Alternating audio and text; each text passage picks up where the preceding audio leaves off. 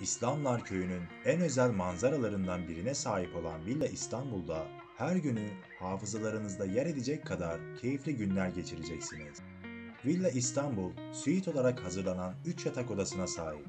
6 konuğa kadar misafir kabul eden villada her şey sizi şımartmak ve şehrin stresinden arındırmak için özel olarak düşünülmüş. Odalarından ikisinde jacuzzi yer alan Villa İstanbul, jacuzzi'li odalarından birinde hamam da barındırıyor.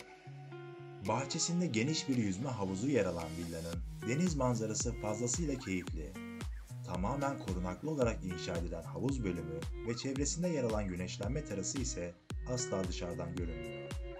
Gerek manzarası, gerekse lüks detaylarıyla tam da hayal ettiğiniz tatil Villa İstanbul'da mümkün. Hello Villam, kiralık özel havuzlu tatil villaları.